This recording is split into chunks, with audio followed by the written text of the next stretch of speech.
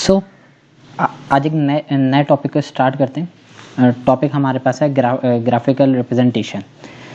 Graphical representation का अगर मैं आपको ओवरव्यू दूं, मिसाल के तौर पे आपके पास कोई डेटा है, उसको आप ग्राफ्स की फॉर्म में जो आप प्रेजेंट करते हो, मिसाल के तौर पे आपने पढ़े होंगे bar chart, histogram, pie charts. तो डिफरेंट आपके पास जो डेटा है उसको ग्राफिकल फॉर्म में रिप्रेजेंट करना या डेटा की विजुअलाइजेशन करना, ये हमारे पास है graphical representation. Under graduate level में हमारे पास एक कॉन्सेप्ट यूज़ होता है। मिसाल के तौर पे एक मोस्टली हमारे पास जो ग्राफ हम बना रहे होते हैं वो कैलिब्रेशन कर्व या स्टैंडर्ड कर्व को हम ये बनाते हैं। कैलिब्रेशन कर्व या दूसरा हमारे पास होता है, इसको हम दूसरे नाम से कहते हैं स्टैंडर्ड प्लॉट। अच्छा, स्टैंडर्ड प्लॉट के अंदर हमारे पास जो ग्राफ यूज़ होता है उसके अंदर हमारे पास जो टाइप है वो होती है line chart, line graph, line chart, या इसको हम कहते हैं एक्स वाई स्कैटर ग्राफ। सो ये 2-3 नाम आपने काफ़ी सुने होंगे। अब हमारे पास ये जो वीडियो है ये काफ़ी वो डिटेल होने वाली है, इन अ सेंस कि इसके अंदर हम बेसिक से लेके चलेंगे कि हमारे पास इस वीडियो के अंदर हमारे पास जो मेन टारगेट है, हम वो ये देखेंगे हम किस तरीके से हम ग्राफ के अंदर प्लॉटिंग कर सकते हैं, ग्राफ के स्केल्स को कैसे हम वो सेट कर सकते हैं, ग्राफ की हमारे पास मोस्टली टाइप्स कौन सी होती है। मिसाल के तौर पे हमारे पास बहुत से ग्राफ होते हैं, लॉग ग्राफ होता है, सेमी लॉग ग्राफ होता है, लीनियर ग्राफ होता है, कोऑर्डिनेट ग्राफ होता है, हमारे पास प्रोबेबिलिटी ग्राफ होता है। तो हम डिफरेंट हम टाइप्स ऑफ ग्राफ्स देखेंगे। मिसाल के तौर पे ये मेरे पास एक लीनियर ग्राफ है, ये मेरे पास सेमी लॉग ग्राफ है, और इसी के अंदर मेरे पास एक लॉग ग्राफ आता है जिसके अंदर मेरे पास एक्स एक्सिस और वाई एक्सिस वो दोनों तरफ हमारे पास लॉग स्केल होता है, या एक्सपोनेंशियल ग्राफ भी इसको हम कहते हैं। हमारे पास प्लॉटिंग देखेंगे, स्केल देखेंगे, ग्राफ की टाइप्स को देखेंगे, और उसके साथ साथ हम उसकी स्लोप की कैलकुलेशन को देखेंगे। फिर हम देखेंगे हम किस तरीके से हम उसके इंटरसेप्ट वगैरह कैलकुलेट करते हैं। मैनुअल मेथड है, ग्राफिकल मेथड जो एक्स्ट्रापोलेट करके हम वो करते हैं, या हमारे पास स्टैटिस्टिकल मेथड हम जो इक्वेशन के थ्रू करेंगे। और हमारे पास एक चीज़ है, लिनियरिटी के फंक्शन को चेक करेंगे। मिसाल के तौर पे आपने सुना होगा आर स्क्वायर की वैल्यू होती है 0.91, फॉर एग्जांपल 0.96। तो ये लिनियरिटी के फंक्शन को चेक करेंगे कि हमारे पास ये लिनियरिटी का फंक्शन किस तरह से कोरिलेट करता है हमारे वेरिएबल्स के दरमियान। तो ये हमारे पास एक बेसिक ओवरव्यू है कि हमारे पास इस सीक्वेंस का मतलब, अगर ये जो भी हमारे पास जो ये वीडियो है ये कि इसके अंदर हमारे पास ये 5 से 6 पॉइंट्स हैं जिसको हम कवर अप करेंगे। मिसाल के तौर पे अगर आपके पास अगर ग्राफ को आपको बिल्कुल भी नहीं आता तो ये आपके लिए ये वीडियो काफ़ी हेल्पफुल है। इसके अंदर आपके पास एक चीज़ है कि आपके पास ग्राफ को समझने के लिए मैं कोशिश तो ये है कि आपको समझा सकूँ, लेकिन कोशिश करें कि ग्राफ को आप समझने के लिए आप कैलकुलेटर यूज़ करें। मिसाल के तौर पर कैलकुलेटर क्यों हेल्पफुल है? कैलकुलेटर के ज़रिए हम डिफरेंट प्लॉटिंग करते हैं कोऑर्डिनेट्स की। मिसाल के तौर पे मैं आपको एग्जांपल लेता हूँ। आपके पास एक ग्राफ है, आपने उसका स्केल सेट किया, फॉर एग्जांपल 0, 1, 2, 3, और ये वाई एक्सिस पे स्केल सेट किया फॉर एग्जांपल 5, 10। अब आपके पास, मैं कैलकुलेटर किस सेंस में कह रहा हूँ, या आपके पास वर्बल मैथ इतनी स्ट्रॉन्ग हो कि अगर मेरे पास कोई पॉइंट आता है स्केल्स के अंदर कि अगर वो आता है 1 और 5, एक्स का 1 और 5, तो आप ये सिंपल तो आप ये कर सकते हैं। मिसाल के तौर पे ये आपको पता है ये इसके सामने, लेकिन अगर ये पॉइंट डेसिमल्स में होता है, मिसाल के तौर पे 1.9, ये होता है 7.2, तो इसकी एग्जैक्ट हम हाइपोथेटिकली, या मैं कहूँ कि हम प्रैक्टिस से तो हम ये कहेंगे अरे यहाँ है, लेकिन उसका बिल्कुल एग्जैक्ट बॉक्स के थ्रू ये वो बताना, तो इसके लिए मैं कोशिश करूँगा कि आपको कैलकुलेटर के जरिए मैं ये बताऊँ कि बिल्कुल एग्जैक्ट आप किस तरह से प्लॉट कर सकते हैं। मिसाल के तौर पर हमारे पास एक्सेल यूज़ होता है, मोस्टली बेसिक सॉफ्टवेयर है। ग्राफ के लिए सबसे ज़्यादा बेसिक है, एक्सेल के ज़रिए होता है, ग्राफ पैड होता है, लेकिन ग्राफ पैड तो हमारे पास वो परचेज सॉफ्टवेयर है होता है, उसको लेकिन क्रैक करके भी हम यूज़ करते हैं। लेकिन एक्सेल हमारे पास फ्री है, एक्सेल मोस्टली हमारे पास फ्री है। इसका लाइसेंस वो वर्जन भी अगर आप नहीं वो परचेज करते हैं, ट्रायल के अंदर आप इसकी ग्राफ की प्लॉटिंग कर सकते हैं। तो बेसिक हम देखेंगे हम किस तरीके से हम ग्राफ एक्सेल में प्लॉट कर सकते हैं। हम माइक्रोसॉफ्ट वर्ड में भी ग्राफ प्लॉट कर सकते हैं, माइक्रोसॉफ्ट के एक्सेल हो, वर्ड हो, तो ये हमारे पास ये दोनों फंक्शन ये समहाउ बेसिक रहते हैं। हमारे पास पावर पॉइंट के अंदर भी शायद इसका ऑप्शन है होता है, अगर डिफरेंट टैब सेक्शन में अगर हम जाएं तो इसमें हमें पता चलता है। सो स्टार्ट करते हैं। सबसे पहली चीज़ है हमारे पास, मैं थोड़ा सा मैं बता दूं कि ग्राफिकल रिप्रेजेंटेशन जो मेरा जो मेन टॉपिक है, इसमें एक चीज़ मैं कवर अप कर दूं कि मिसाल के तौर पे इसके अंदर एक चीज़ का ख़ास ख्याल रखें कि अगर आप ये पहली बार अगर ये ग्राफ बनाना सीख रहे हैं तो कोशिश करें कि आप ग्राफ पेपर अपने पास सामने रखें, या अगर आप सामने नहीं रख सकते, आपके पास कोई भी आप इंटरनेट से आप इसकी PDF डाउनलोड कर लें। मिसाल के तौर पे मेरे पास ये एक लीनियर ग्राफ है और ये मेरे पास सेमी लॉग ग्राफ है। मैं इसके अंदर मैं लॉग का भी मैं वो डाउनलोड कर सकता हूँ, आप किसी भी वेबसाइट से टेम्पलेट डाउनलोड कर सकते हैं। सो आपको ग्राफ या तो सामने रखें फिजिकली, या आपके पास अगर वो ये PC में है मोबाइल में, तो इसका आपके पास टेम्पलेट पड़ा। वैसे अगर आप अंडर ग्रेजुएट लेवल पे, ये हमारे पास जो ग्राफिंग होती है 9th क्लास से स्टार्ट होती है, 9 के बाद सेकंड ईयर फर्स्ट ईयर में भी हमारे पास वो यूज़ होते हैं, और हमारे पास सोन यूनिवर्सिटी लेवल में भी अगर आपके पास एनालिसिस, अगर आप केमिस्ट्री के स्टूडेंट्स हैं और आपके पास समहाउ आपके पास इंजीनियरिंग के अंदर भी ये वो ग्राफ होते हैं, लेकिन उनके थोड़ी सी स्केलिंग है जो टफ होती है as compare to linear graphic. उसके अंदर बहुत से ग्राफ्स हैं। तो हमारा जो मेन मकसद है कि अंडर ग्रेजुएट लेवल के अंदर हमारे पास जो मोस्टली जो यूज़ होता है, केमिस्ट्री हो, फार्मेसी से रिलेटेड हो, बायोकेमिस्ट्री वालों के हो, तो हमारे पास जो ये बनते हैं इसके अंदर होता है कैलिब्रेशन कर्व। कैलिब्रेशन कर्व या स्टैंडर्ड कर्व हमारे पास मोस्टली ये फर्दर हमारे पास ये हमारे को ये रिसर्च लेवल के अंदर भी यही ग्राफ हमारे पास एक स्टैंडर्ड बनाने के लिए यूज़ होते हैं। सो ग्राफिकल रिप्रेजेंटेशन, इसके अंदर हमारे पास सबसे पहली चीज़ है कि मैं आपको थोड़ा सा मैं बताता हूँ मिसाल के तौर पे ग्राफ का फ़ायदा क्या। हमारे को ये वाई, ग्राफिकल रिप्रेजेंटेशन वाई और वैन, ये दो सवाल हैं होते क्यों होती है और कब होती है। मिसाल के तौर पे आपके पास एक बहुत बड़ा सा टेबल है, आपने देखा आपके पास स्कूल के अंदर बहुत से बच्चों के मार्क्स आ गए। मिसाल के तौर पे आपने एक बड़ा सा टेबल जनरेट किया, आपने इसके स्कूल के बच्चों के मार्क्स ले लिए, क्लास 1 के मार्क्स ले लिए, class 2, class 3, class 4, class 5, class 6, class 7, और इसके अंदर आपने परसेंटेज का ट्रेंड लिखा है कि मिसाल के तौर पे इसके अंदर जो 98% पास हुए, क्लास 3 के 96% पास हुए, क्लास 4 के 93%। तो एक टेबुलर डेटा, टेबल की फॉर्म में आपका बहुत बड़ा सा कॉम्प्लेक्स डेटा आ गया। अगर मैं इसको ग्राफिकल में रिप्रेजेंट में जाऊँ, मिसाल के तौर पे मैं ये बनाता हूँ, आपके मैं लिखता हूँ क्लास 1 क्लासेस लिखता हूँ 1 2 3 4 5 6, और यहाँ पर अगर मैं लिख देता हूँ परसेंटेज पासिंग। तो मैं क्या करूँगा, मैं 1 के जितने पास हुए मिसाल के तौर पे 0 से लेके 100% का टेबल सेट करूँगा। अब मैं ये मिसाल के तौर पे ये हुए 70%, ये मैंने लगा दिया, ये 95% हुए, ये 93% हुए, ये 94% हुए, ये 93 रही हूँ।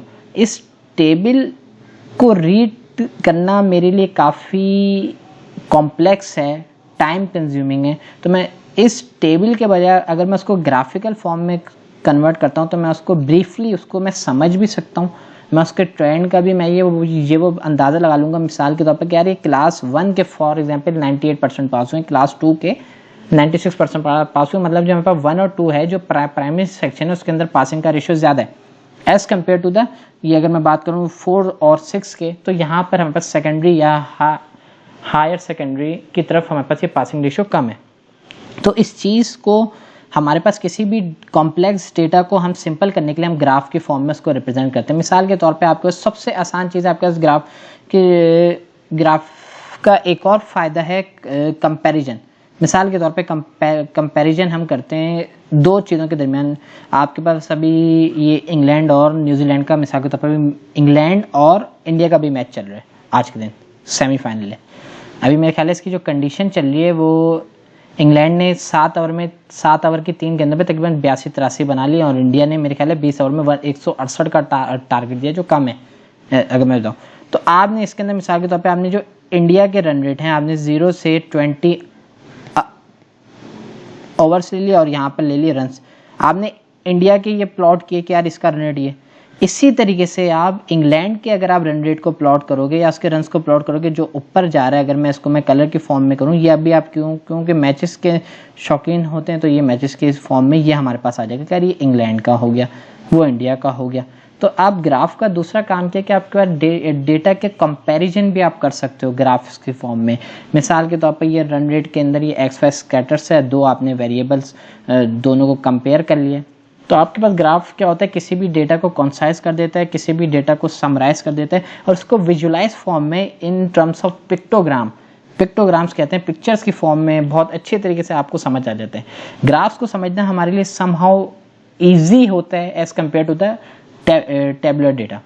टेबुलर डेटा के अंदर हमारे पास डिफरेंट, हमारे पास वो हम जो फंक्शन कैलकुलेट करते हैं, mean, median, mode, SD, variance वगैरह, वो समहाउ उसके लिए हमारे को थोड़ा सा टाइम लगता है, उसको समझने के लिए हमारे पास थोड़ा सा कमांड चाहिए।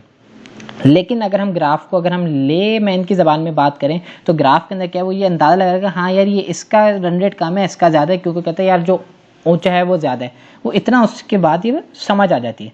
तो ये इस तरीके से हमारे पास जो ग्राफ है ये हमारे पास किसी भी डेटा को सिंपल फॉर्म में हमारे को रिप्रेजेंट करने में बहुत ज़्यादा हेल्पफुल होता है। अब इसके हमारे पास ड्रॉबैक क्या है, ग्राफ्स के अंदर एक जो ड्रॉबैक है, ड्रॉबैक क्या है कि हमारे पास डेटा को वो बता तो रहा होता है उसकी विजुअल, लेकिन बिल्कुल एग्जैक्टली नहीं वो रिप्रेजेंट करता, एग्जैक्टली इन अ सेंस वो ये नहीं बताता कि ये, मिसाल के तौर पे अगर मैं आपके पास सिंपल एक ट्रेंड बताता हूँ कि अगर मेरे पास एक बहुत एक्सपोनेंशियली डेटा है जिस डेटा की रेंज 1000 से लेकर मेरे पास 10 है फॉर एग्जांपल, अब मेरे पास उसके अंदर है कोई 632 है, तो मेरे पास वो समहाउ अगर बार ग्राफ की फॉर्म में, तो मुझे बिल्कुल एग्जैक्ट नहीं बता रहा होता कि यार ये 632 कितना है। एक मिसाल के तौर पे उसके अंदर अगर मैं उसके सामने लिख दूं कि 632%, वो अगर मैं कोऑर्डिनेट्स को मैं लिखता हूं, लेकिन वो समहाउ ग्राफ उसकी बिल्कुल एग्जैक्टली कॉपी कर रहा हो जो टेबुलर की होती है, वो समहाउ नहीं कर पाता। हाँ, ट्रेंड लाइन से आप थोड़ा सा उसका अंदाज़ा ले सकते हैं दो वेरिएबल के दरमियान, लेकिन बिल्कुल एग्जैक्ट हमारे पास वो डेटा की रिप्रेजेंटेशन समहाउ नहीं। लेकिन हमारे पास बिल्कुल, अगर मैं कहूँ कि समझने के लिए हमारे लिए ग्राफ काफ़ी होता है। लेकिन अगर हम ग्राफ को हम इंटरप्रिटेशन की तरफ जाते हैं, उसकी स्टैट्स लगाते हैं, तो स्टैट्स के अंदर हमारे पास, स्टैट्स के अंदर भी जो हमारे डेटा को इंटरप्रिटेशन के बाद हमारे पास ग्राफ आते हैं, तो उसी ग्राफ की इंटरप्रिटेशन की सेंस में आप उसके बिल्कुल एग्जैक्ट वैल्यू निकाल सकते हैं। मिसाल के तौर पे आपका स्लोप होता है, स्लोप के जरिए आपके उसका रेट आता है कि यार इसमें जो स्लोप बता रहा होता है कि किस हिसाब से ये ग्राफ के अंदर चेंजिंग का पैटर्न है। फॉर एग्जाम्पल स्लोप इसको कहते हैं, तो अगर आप स्लोप भी कैलकुलेट कर सकते हैं आपके पास, लेकिन एक जो लिमिटेशन है कि हमारे बिल्कुल एग्जैक्टली नहीं बता रहा होता विदाउट इंटरप्रिटेशन। अगर मैं सिंपल ग्राफ करूं तो आप एक आइडिया लगा सकते हैं, बिल्कुल एग्जैक्ट पैरामीटर ये हमारे पास, अगर एक सिंपल सा ग्राफ अगर मैं बनाता हूं तो उसके अंदर हमारे पास शो नहीं होती, इसलिए हमारे पास डिफरेंट कॉम्प्लेक्स वो ग्राफ बनते हैं, फिर हमारे पास उसके कोऑर्डिनेट्स के हिसाब से सेटिंग होती है। तो मेन टॉपिक की तरफ आते हैं कि हमारे पास ग्राफ होता है। अब मैंने कहा हमारे पास दो किस्म के ग्राफ होते हैं जो मोस्टली यूज होते हैं। अब मैं बात करूंगा अंडर ग्रेजुएट्स लेवल की, अंडर ग्रेजुएट्स या हमारे पास ग्रेजुएट्स लेवल के अंदर जो हमारे पास एक होता है linear graph, mostly use linear graph होता है, और एक हमारे पास होता है, फॉर एग्जांपल मैं ग्राफ के अंदर मैं टाइप दे दूं सेमी लॉग ग्राफ होता है, लॉग ग्राफ भी होता है, लेकिन ये दो हमारे पास मोस्टली यूज हो रहे हैं क्योंकि linear graph, semi log graph और लॉग ग्राफ। चलें लॉग ग्राफ को भी ले लेते हैं, और एक और ग्राफ हमारे पास होता है प्रोबेबिलिटी ग्राफ। ये चार ग्राफ हमारे पास मोस्टली यूनिवर्सिटी के अंदर भी यूज हैं। सबसे ज़्यादा इसमें जो यूज़ होता है लीनियर ग्राफ होता है और सेमी लॉग यूज़ होते हैं। अगर मैं कहूँ तो ये 70% ये है, 20% ये है, और 3-4% और 1% ये, फॉर एग्जांपल। सही है, ये मैंने इसकी समहाउ आपको बता दी कि यार इसकी कितनी ज़्यादा इंपॉर्टेंस है। लीनियर ग्राफ को हम कोशिश करेंगे सबसे पहले समझे कि आखिर लीनियर ग्राफ के अंदर पास कौन कौन से पैरामीटर हैं, हम किस तरीके से लीनियर ग्राफ को सेट करते हैं। किसी भी ग्राफ को सेट करना हो तो आपके पास सबसे पहली चीज़ है कि उस ग्राफ के आपको पता हो कि ग्राफ की ज्योमेट्री क्या है। अब आप कहेंगे यार ग्राफ की ज्योमेट्री क्या होगी, ये तो बहुत अजीब बात कर रहा है। मिसाल के तौर पे आपके पास एक ग्राफ आता है ना, मिसाल के तौर पे आपके पास एक पेपर है, इसको बिल्कुल बेसिक से लेके चलूँगा। शुरू में आपको लगेगा यार इतनी बोरिंग बातें कर रहे हैं, लेकिन कोशिश करूँगा कि आपको, अगर जिन लोगों को बिल्कुल नहीं समझ आता तो वो बराए करम वो इस पर गौर करें, और जिन्हें समझ आते हैं वो तो रहने दें। क्योंकि ऐसा होता है ना कि अगर आपको कोई चीज़, अगर आप दूसरे उस्ताद से पढ़ते हैं या किसी भी टीचर से पढ़ते हैं तो आपके पास वो चीज़ें मिक्स हो जाती हैं। अब मैंने एक मिसाल के तौर पे अपने ग्राफ पेपर बनाने की कोशिश की, लेकिन इसकी मैंने अलाइनमेंट सही नहीं कर पाया। खैर, इस तरीके से आपके पास ग्राफ होता है। अब ग्राफ के हम ज्योमेट्री को पढ़ते हैं। मिसाल के तौर पे मैंने यहाँ पर आप कहेंगे यार पता नहीं मैंने कोई क्यूब बनाने की कोशिश की है। अगर मैं क्यूब में कहूँ, मिसाल के तौर पे मैंने ये देखें कि आपके पास ग्राफ के अंदर ना स्मॉल बॉक्सेस भी होते हैं। मिसाल के तौर पे मैं कोशिश करता हूँ कि मेरी इसमें ड्राइंग असल में ये टच इतना परफेक्शन नहीं है, ये अगर मैं इसको मैं क्लिप आर्ट के फॉर्म में मैं डिज़ाइन करूँ तो मेरे लिए काफ़ी हेल्पफुल रहेगा, लेकिन मैं इसको फ्री हैंड के तौर पे इसकी मैं कर रहा हूँ, या जिसको हम कहते हैं जो पेन के थ्रू ये कर रहे हैं। क्योंकि ये पैनल है, पैनल के ऊपर पेन इतना परफेक्ट बैठता नहीं है, तो मैं इसलिए कोशिश करूँगा कि मैं इसके ऊपर भी जब मैं ड्रॉ करूँ तो जब मैं कोऑर्डिनेट्स को ड्रॉ करूँगा तो आपको इस तरीके से करा सकूँ कि समझ आ जाए। और इसके अंदर मैं कोशिश करूँगा कि मैं इसके अंदर फिर मैं मैनुअल ड्रॉ के लिए भी मैं जो हमारे पास फिजिकली भी ड्रॉ करूँ, जो 2 से 3 ग्राफ पेपर लूँ, फिर उसके हम बताएँ कि किस तरीके से होता है। सो स्टार्ट करते हैं। बेसिक है ये वो बताना। आपके पास मतलब ग्राफ जो दिखने में उसकी ज्योमेट्री कहूँ कि मेरे पास शक्ल सूरत ऐसी होती है। ये आपके सामने ग्राफ मैंने बनाने की कोशिश की है, नाकाम कोशिश है या कामयाब कोशिश है ये तो मेरे को नहीं पता। सही, उसके अंदर आपके पास मैं ये कहता हूँ यार कुछ बक्से बड़े बड़े से होते हैं, लार्ज बॉक्सेस जिसको हम कहते हैं, और कुछ हमारे पास स्मॉल बॉक्सेस होते हैं। सही है। अब आप कहोगे यार एक ग्राफ की बेस होती है, बेस लाइन होती है जिसको आप कहते हो एक्स एक्सिस। चलो यार ये भी आपने एक नहीं, और एक आपके पास पता है यार ग्राफ का जो सीधा होता है वो वाई एक्सिस होता है। क्या हम वाई एक्सिस को एक्स एक्सिस में कन्वर्ट कर सकते हैं या एक्स एक्सिस को वाई एक्सिस में? यस आप कर सकते हो। आप क्या करोगे, जस्ट आप ग्राफ को रोटेट कर दोगे, पोर्ट्रेट को आप लैंडस्केप मोड में कर दोगे, तो इस कंडीशन में ये क्या हो गया, वाई एक्सिस हो गया, ये क्या हो गया, एक्स एक्सिस। ग्राफ की ओरिएंटेशन आप बदल सकते हो विद इन अ सेकेंड। आप पेज को हल्का सा रोटेट कर दो, 90 डिग्री आपने फ्लिप किया, आपके पास ग्राफ की ये रोटेशंस को हम बदल देते हैं। सही है, ये एक नेचुरल सी बात है। हमारे पास अगर एक्स एक्सिस के डेटा की रेंज ज़्यादा है तो हम एक्स एक्सिस जो होते हैं हम वो वर्टिकल वाले को हम एक्स एक्सिस हम वो कंसिडर करते हैं। ये बात करेंगे रेंज के अंदर, लेकिन मैं बता रहा हूँ कि आप इसको किस तरीके से एक्स एक्सिस को वाई एक्सिस, वाई एक्सिस को एक्स एक्सिस। लेकिन अगर आप कभी एक दफ़ा आप इसको एक एक्स एक्सिस सेट कर चुके हो तो तमाम कोऑर्डिनेट्स एक्स एक्सिस के हिसाब से प्लॉट होंगे। ऐसा नहीं होगा कि आपने आधे के अंदर इसको एक्स कह दिया और आधे में इसको एक्स, तो भैया आपका ग्राफ गलत है, बेहतर है आप वो ग्राफ बनाओ ही ना। सही है। अब जो इशू आते हैं आपको पास, मैं मिसाल के तौर पे क्वाड्रेंट सिस्टम होते हैं। मिसाल के तौर पे ये पॉजिटिव पॉजिटिव होते हैं, ये पॉजिटिव नेगेटिव होते हैं, ये नेगेटिव नेगेटिव होते हैं और ये नेगेटिव पॉजिटिव होते हैं। अब आपको कह रही है पता नहीं क्या है। अगर मैं मिसाल के तौर पे इसको रखता हूँ एक्स एक्सिस, इसको रखता हूँ वाई, तो ये एक्स एक्सिस का पॉजिटिव एंड है, ये एक्स एक्सिस का नेगेटिव एंड है, ये वाई एक्सिस का पॉजिटिव एंड है, ये वाई एक्सिस का नेगेटिव एंड है। तो ये दोनों नेगेटिव नेगेटिव हो गए, ये नेगेटिव पॉजिटिव हो गए, ये पॉजिटिव पॉजिटिव हो गए और ये पॉजिटिव नेगेटिव हो गए। ये मैंने क्वाड्रेंट बताए। आपके पास 95% काम किसका है, इस पॉजिटिव का ये एरिया आपके पास काम होने वाला है सारा। तो अगर आप इसी क्वाड्रेंट को समझ लोगे तो आपके पास समझ आ जाएगी चीज़ें। लेकिन कभी कभार आपके पास ग्राफ के अंदर आपको एक्स्ट्रापोलेट करना पड़ता है। आप कहते हो यार मिसाल के तौर पर अगर ये इंटरसेप्ट है मुझे आगे जाके उस लाइन को ड्रॉप करना पड़ता है, एक्स्ट्रापोलेट। मिसाल के तौर पर ये इंटरसेप्ट है मुझे आगे जाके ड्रॉप करना पड़ता है, होता है, इंटरसेप्ट कैलकुलेशन होती है, लेकिन मोस्टली हमारे पास इसी क्वाड्रेंट का काम है। तो मैं क्यों ये सारे समझूं, मैं इसके लास्ट में मैं कंपेयर ज़रूर करूंगा कि यार इसमें अगर हम जाएंगे तो किस तरह से स्लोप, सबका स्लोप सेम रहेगा, सबके कोऑर्डिनेट सेम रहेंगे, सबका स्केल सेम रहेगा, स्केल की सेटिंग भी सेम रहेगी। लेकिन फ़र्क क्या होता है, कभी कभार हमारे पास उसकी नेगेटिव वैल्यू जो होती है वो इन टर्म के डिक्रीज को बता रही होती है कि यार यहाँ पर ये डिक्रीज हुआ है। जैसे हमारे पास किसी चीज़ का अगर मैं रेट कैलकुलेट करता हूँ तो रेट की कैलकुलेशन के अंदर भी मेरे पास क्या इशू आता है कि मेरे पास रेट की कैलकुलेशन में कभी कभार वो नेगेटिव होता है। वेलोसिटी हम कैलकुलेट करते हैं फिजिक्स के अंदर मोस्टली, अभी मैंने थोड़ी देर पहले ये फिजिक्स को कवर अप किया। तो वेलोसिटी में क्या होता है, अगर जो नेगेटिव है वो डिसेलरेशन को बता रही होती है। मैंने एक बॉल को ड्रॉप किया, बॉल ऊपर गई तो वो एक्सलेरेशन थी, लेकिन जब बॉल नीचे आने लगी ग्रेविटी के फोर्स से तो एक पॉइंट पे क्या आता है, उसकी वेलोसिटी 0 होती है, फिर डिसेलरेशन होती है। ये होता है, या गाड़ी के अंदर हम ब्रेक मारते हैं, डिसेलरेशन होता है।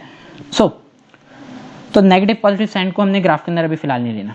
अब आपके पास ग्राफ की जो शक्ल सूरत आई, आपने उसको देख लिया, यार ऐसी कोई मेरे पास शक्ल सूरत आ गई, चलो यार आपने कहा ऐसी शक्ल सूरत है, मैं थोड़ा सा मैं इस ग्राफ को भी कम, इस सेंस के अंदर आपने ग्राफ को, मैंने अगर इसकी इस कंडीशन में कहूँ तो ये मेरा क्या हो गया, एक्स एक्सिस। मैंने क्या सीख लिया, ये सीख लिया वाई एक्सिस।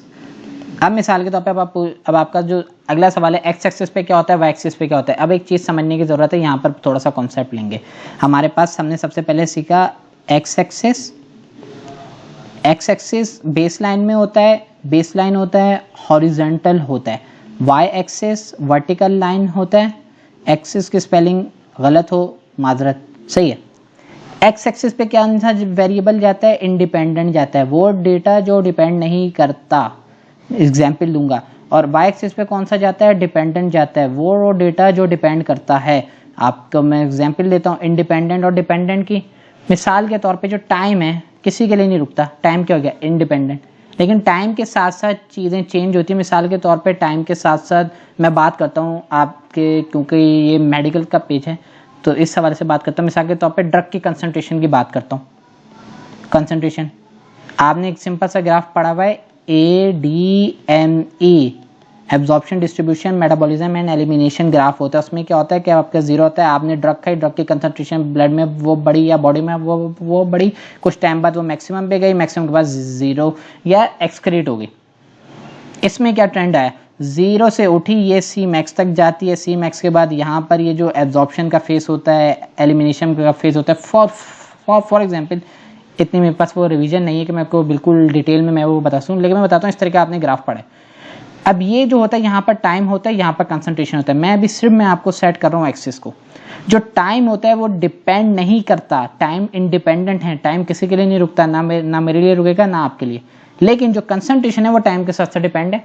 मैंने दवाई खाई तो दवाई के 20 से 25 मिनट बाद असर आएगा, वो इतने % वो रिलीज होगी, उसका परसेंटेज के ऊपर जो होगा, तो उसके जब मैं कोऑर्डिनेट्स प्लॉट करूंगा तो वो उसके ऊपर डिपेंडेंट है। एक और एग्जाम्पल लेते हैं, केमिस्ट्री की साइंस में लेते हैं। मिसाल के तौर पे हमारे पास होता है कंसंट्रेशन वर्सेस एब्जॉर्बेंस। अब ये चीज़ है, अगर ये नहीं पढ़ी आपने, ये पढ़ा है कंसंट्रेशन परसेंटेज का ग्राफ पढ़ा होगा वर्सेस डेंसिटी। कंसंट्रेशन के ऊपर डेंसिटी वो डिपेंड करती है। मिसाल के तौर पे इसके मैं दोनों की एग्जांपल देता हूँ, कंसंट्रेशन और एब्जॉर्बेंस की देता हूँ। ये हमारे पास है फॉर एग्जांपल शुगर सोल्यूशन की। शुगर सोल्यूशन का हमारे पास कैलिब्रेशन कर्व बनता है डिफरेंट, अगर डेंसिटी को हटा के मैं डिफरेंट ड्रग्स का बना सकता हूँ। ड्रग्स का मैं परसेंटेज के ट्रेंड पे एब्जॉर्बेंस को रख लूँगा, और शुगर सोल्यूशन में मैं उसकी परसेंटेज को रख लूँगा कि मैंने कितने % सॉल्यूट को डिजॉल्व किया। तो फॉर एग्जाम्पल मैं इसको समझा रहा हूँ, ये थोड़ा सा ये मुश्किल ना हो जाए। मैं ये कहता हूँ मिसाल के तौर पे आपने पढ़ा कंसंट्रेशन, और आपको पता है कंसंट्रेशन होती है और उसके साथ मैं उसकी एब्जॉर्बेंस चेक कर सकता हूँ। एक होता है हमारे पास स्पेक्ट्रोफोटोमीटर होता है, यूवी होता है, यूवी विजिबल, और उसमें आपके पास एक लॉ होता था, शायद भालू वाला नाम होता था ना, भालू बेयर करके लॉ होता था, बेयर लैम्बर्ट, जिसको भालू वाला लॉ कहते थे, भालू लॉ। सही है, हमारे इसमें इसको भालू लॉ कहते थे। बेयर लैम्बर्ट लॉ कहता था, वो ये कहता था जो कंसंट्रेशन है वो बढ़ाओगे तो उसके ड्रग के अंदर जब वो लाइट आपकी जो भी लाइट स्कैटर होगी वो सॉल्यूट्स को डिटेक्ट करेगी तो आपकी एब्जॉर्बेंस ज़्यादा होगी। मिसाल के तौर पे ये आपके पास बेयर लैम्बर्ट लॉ होता है, वो कंसंट्रेशन और एब्जॉर्बेंस का ट्रेंड बताता है। मिसाल के तौर पर एक उसके अंदर, अच्छा ये भालू लॉ के अंदर हमारे पास होते थे दो कांच की, उसको क्वार्ट्स या क्यूबिट पता नहीं क्या कहते थे, जो छोटी छोटी से कांच की होती थी। एक हमारे पास रेफरेंस होती थी और एक हमारे पास टेस्ट होती थी। रेफरेंस के अंदर हमारे पास जिस मीडिया को बनाते थे उसकी भी हम एब्जॉर्बेंस चेक करते थे, फिर उसको हम जीरो फंक्शन करते थे। देन हमारे पास जो टेस्ट होती है हम उसको भी चेक करते थे। एक कैलिब्रेशन कर्व के अंदर बिल्कुल डिटेल के अंदर मैं ये कोशिश करूंगा मैं समझाऊं, लेकिन ये जो भालू लॉ का जो मतलब होता था, उसमें हम एब्जॉर्बेंस को जब हम चेक कर रहे होते थे तो हमारे पास जो मीडिया जिसके अंदर हम ड्रग को डिसॉल्व करते हैं या कोई भी हम सैंपल को डिसॉल्व करते हैं उसको भी हम चेक करते थे, और इसके अंदर फिर टेस्ट के अंदर जिसमें वो ड्रग डिसॉल्व है उसको भी हम चेक करते थे। मतलब हम पहले वो मीडिया की एब्जॉर्बेंस लेते थे जिसके अंदर ड्रग को हमने डिसॉल्व करना है, उसको फिर हम ऑटो जीरो या ऑटो करेक्ट का फंक्शन होता है। सो ये दोनों नाम से होते हैं। वो भालू लॉ आगे की बात है, भालू लॉ को हटाते हैं तो हमारे पास ये था, मैं बात करूं कंसंट्रेशन और एब्जॉर्बेंस। आपको पता है कि जब कंसंट्रेशन के साथ एब्जॉर्बेंस जो है डिपेंडेंट है।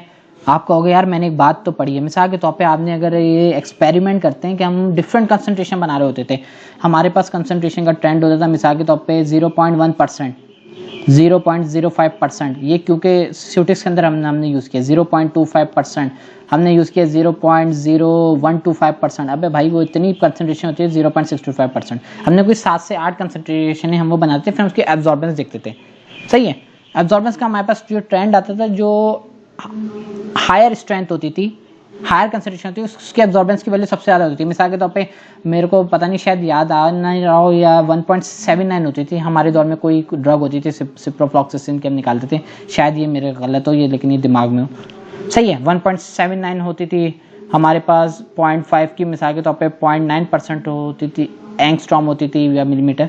तो हमारे पास डिफरेंट कंसंट्रेशन पे डिफरेंट एब्जॉर्बेंस होती थी, ये हमारे को बात याद है। और उसका जो ट्रेंड होता था, जैसे जैसे मैं कंसंट्रेशन को बढ़ाता था तो मेरे पास एब्जॉर्बेंस भी बढ़ती थी। क्यों? क्योंकि उसके अंदर नंबर ऑफ सॉल्यूट्स बढ़ते हैं या ड्रग की कंसंट्रेशन बढ़ती है।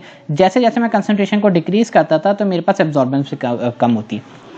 अगर किसी बंदे को बिल्कुल भी नहीं समझ आ रहा, वो इसमें घबराए नहीं, कंसंट्रेशन एब्जॉर्बेंस वाला भूल जाए। मैं ये सिर्फ बता रहा हूँ जो कंसंट्रेशन है वो इंडिपेंडेंट है। मेरा मेन मकसद क्या है, मैं सिर्फ ये बता सकूँ जो कंसंट्रेशन है वो क्या है, इंडिपेंडेंट। वो डिपेंड नहीं करती मेरे भाई, कंसंट्रेशन इंडिपेंडेंट है। लेकिन जो एब्जॉर्बेंस है वो डिपेंड कर रही है कंसंट्रेशन पे। बस ये बात मैंने बतानी था इस पूरे का। जिस तरीके से टाइम और कंसंट्रेशन है, एक केस में मैं जो बात की टाइम और कंसंट्रेशन है, तो अगर मैं इसी केस में मेरे पास कंसंट्रेशन और एब्जॉर्बेंस है, तो हो सकता है कोई वेरिएबल किसी केस में इंडिपेंडेंट हो, किसी केस में डिपेंडेंट हो। अब ये आपको खुद पता लगाना है, सही है। खुद कैसे पता लगेगा? आप देखो यार, कंसंट्रेशन बढ़ाने से ये चेंज हो रहा है, एब्जॉर्बेंस के ऊपर नीचे से कंसंट्रेशन चेंज नहीं हो रही। कंसंट्रेशन मेन फैक्टर है। टाइम अगर ड्रग का आपकी बॉडी में ज्यादा रहेगी तो कंसंट्रेशन के ऊपर ये इफेक्ट आएगा। कंसंट्रेशन ऐसे थोड़ी कि टाइम के बगैर जीरो पे रिलीज हो गई। ये होता है। अब मैं आपको एक हिंट दे देता हूँ मिसाल के तौर पे। ये मोस्टली हमारे पास जो यार ये रिलोड पता नहीं क्यों नहीं करता क्लियर, सही है। मोस्टली अगर मैं डिपेंडेंट और इंडिपेंडेंट के दरमियान में कोशिश करता हूँ, मैं इसके अंदर मैं एक चार्ट बताता हूँ जो हमारे पास मोस्टली यूज होते हैं। मिसाल के तौर पे केमिस्ट्री के सेंस में बताता हूँ। देखो, एक हमारे पास होते हैं इंडिपेंडेंट, पता नहीं ये राइटिंग कैसी जा रही है, और ये यहाँ पर तो काफ़ी छोटा दिख रखा है। डिपेंडेंट, इंडिपेंडेंट प्लॉट करेंगे हम एक्स एक्सिस पे। मिस्टर एक्स जो होंगे, मिस्टर एक्स एक्सिस भैया, और मिसेस वाई एक्सिस। सही, मिस्टर और मिसेस। या चलो इसको मिस्टर कर देते हैं, पता नहीं फिर कोई बाद में यही कर रहा होगा मैसेज, क्या रही है इसने मिसेस और मिसेस कर दिया। खैर पता नहीं चलता ना, कोई भी चीज़ कोई किसी भी सेंस में ले सकता है। चलो, इंडिपेंडेंट और डिपेंडेंट, सही है। अब एक केस में मैंने कहा यार जो टाइम है वो इंडिपेंडेंट है कंसंट्रेशन पे।